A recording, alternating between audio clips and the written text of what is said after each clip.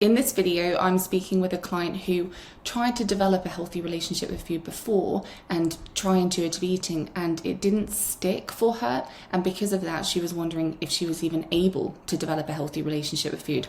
Let's start with your goals. Then we've got a clear picture in our mind, and then we can work backwards accordingly. So what I have down for you is, I just want to have a healthy relationship with food, as you said.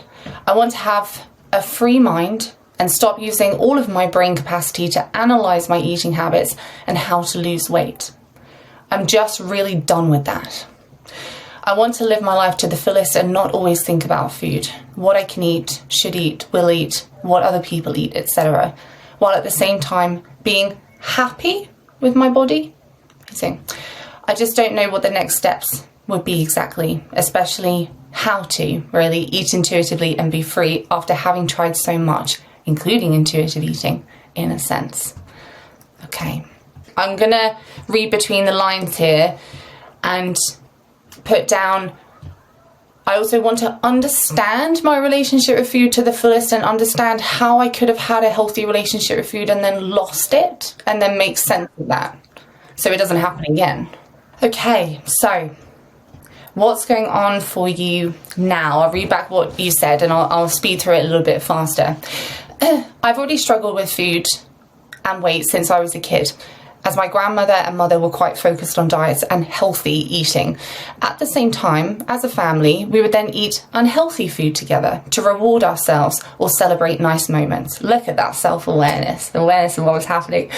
Due to certain foods being forbidden and at the same time emotionally charged, I would eat secretly and overeat regularly, with a cycle of dieting, restricting, overeating, weight gain throughout my whole teenage years and early 20s. When I was 23, I actually learned about intuitive eating, and for 3 years I had food freedom. And good for you doing that at 23, because not everyone does that so soon, of like, no, I would like to make a change here, this is not making me particularly happy. So I commend you for that, because it doesn't always happen so early on. When I was 23, I actually learned about intuitive eating, and for 3 years I had food freedom and a healthy relationship with food. I'm just going to come back to that. Let me highlight that. Unfortunately, during the pandemic, that feels like a while ago now. Unfortunately, during the pandemic, my emotional eating came back and my relationship with food got worse again. I gained weight, and this has triggered the old cycle again. At the same time, I lost my faith in intuitive eating, understandable, as my solution. And since that weight gain 4 years ago, I did not seem to be able to eat normally again. The last 4 years, I've now tried different things. Intuitive eating, but with strong motivation to lose weight. So I guess it's the hunger fullness diet instead. Love that you're aware of that. Counting calories, and recently combining intuitive eating with healthy foods. Okay. However, I just recently noticed that my food focus just seems to get worse and worse. And I think I'm back in the spiral of mentally restricting and overeating that I was so happy to escape 7 years ago. I just want to get out of this spiral and be healthy and free for the rest of my life. Yes. Beautifully summarized and articulated. So now we have emotional eating. So you consider yourself an emotional eater. Mental restriction, which makes sense if you view yourself as an emotional eater, that you would want to try to sort of contain that a little bit. And you're obviously very, very aware on this topic already that you can say mental restriction, you know, and we both know what you mean by that. The fact that you can pull that out shows me just in that how much work you've already done on this in terms of reflecting on it, which is going to make our lives so much easier. So I understand the pandemic hit and then emotional eating came back. But that question of, well, why not just do what you did back then? Why not just go back to what you were doing then?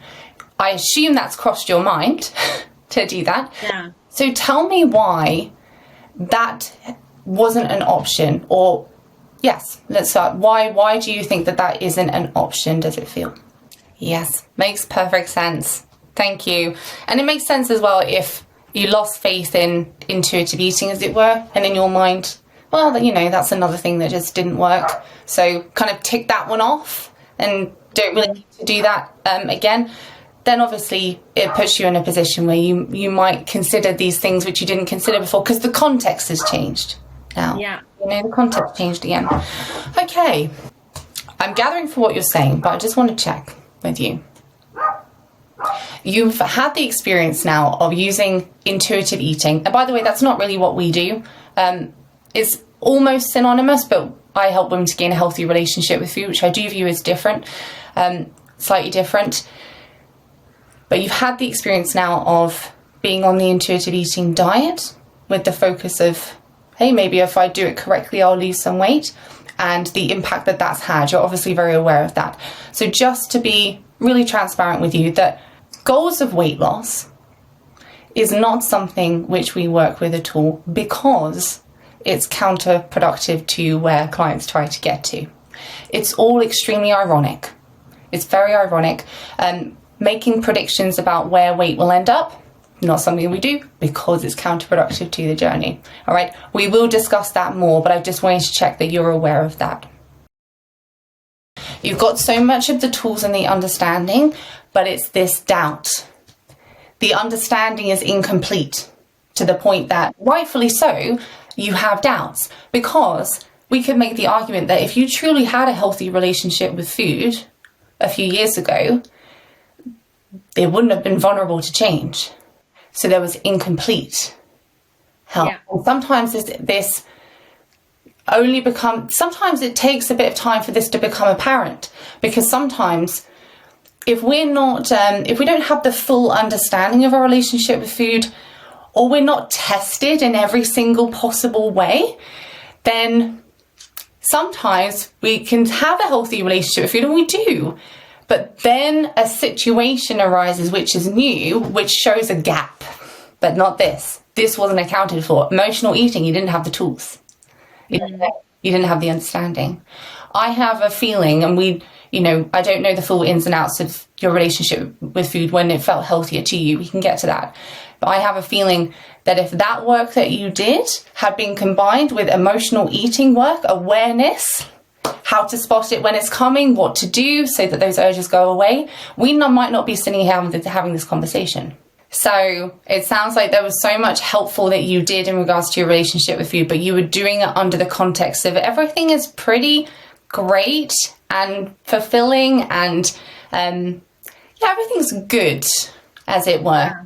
And so that testing, those links of, well, what happens if I'm not good? How do I make sure that my relationship with food isn't impacted then? What happens if I'm bored? What happens if I, lose something important out of my life? Those links doesn't sound like they got formed because they had no reason for you to explore them.